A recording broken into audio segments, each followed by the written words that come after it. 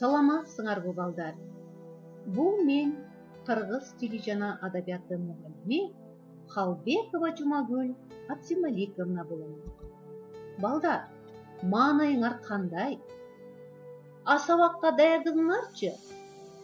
Келгиле маанайыбызды көтөрүп алалы. Азыр экранда көрсөтүлгөн быйтыкчаларды дал өзүндөй аткарып көргүлөчү.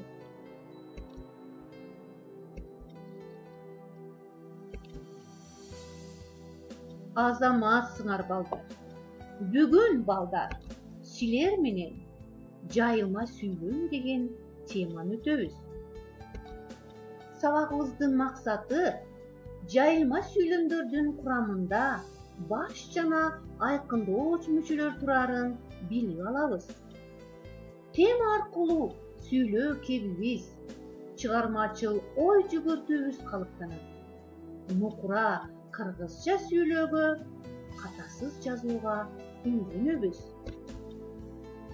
Балдар, келгиле, баш жана айкындооч мүчөлөрүнө кайсы мүчөлөр кирерин эске салалычы? Туура айтасыңар балдар. Баш мүчөлөргө менен баяндооч, ал эми айкындооч мүчөлөрүнө аныктооч, толуктооч, бышыктооч кирет. Баш мүчөлөрдөн гана түзүлгөн сүйлөмдөрдү жалаң сүйлөмдөр деп окуп үйрөндүк. Ал эми жайылма сүйлөм деген эмне? Кандай сүйлөмдөрдү биз жайылма сүйлөмдөр дейбиз? Баш жана айкындооч мүчөлөрдөн түзүлгөн сүйлөм жайылма сүйлөм деп аталат. Мисалы, күн каттуу жаады. Эмне болду? Жаады сүйлөмдүн баяндоочу. Эмне жаады? Күн сүйлөмдүн ээси. Күн кандай жаады? Каттуу жаады. Сүйлөмдүн сыпат бышыктоочу.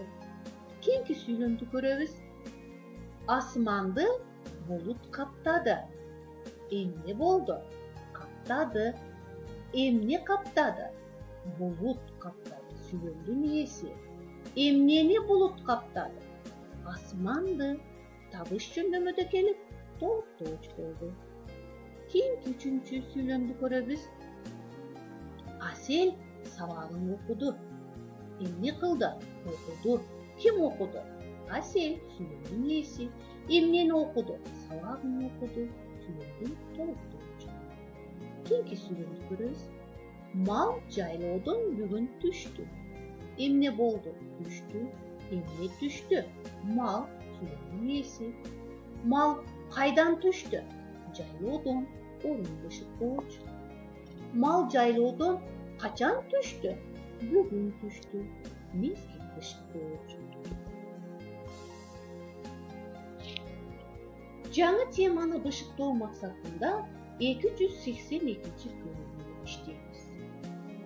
Көчүрүп жазып, сүйлөм мүчөлөрү боюнча талдоо жүргүзөбүз. Жалаң жана жайылма сүйлөмдөрдү эрежеге ылайык салыштырабыз. Биринчи сүйлөмдү окуйбуз балдар. Таң атты. Эмне болду? Атты. Эмне атты? Таң атты. Бул жалаң сүйлөм. Себеби баш мүчөлөрдөн гана түзүлгөн. Эч жерде булут жок. Жок сүйлөмдүн баяндоочу. Эмне жок? Булут жок сүйлөмдүн ээси. Кайда булут жок? Эч жерде булут жок.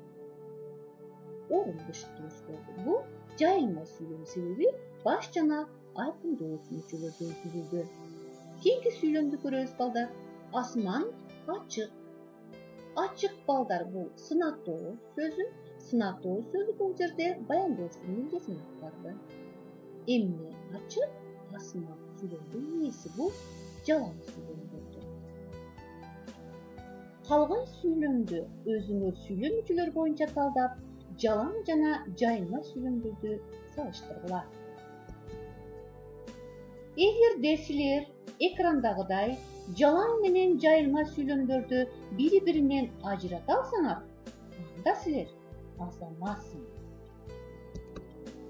Кан эмесе балдар, бир аз эс алуу үчүн Марстагы жашоо оюнун ойноп көрөлү.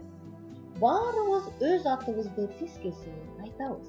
Мисалы, Adilет, Фемида, Канышай, Яшыма. Бұл ойын қызық бекен балдар? Анда сілер да өз атыңарды тескесінен айтып көрілерші. Ең соңы. Балдар, анда үй тапшырмасын алайыз. Жалаң сүйлемдерді жайылма сүйлемдерге айландырды.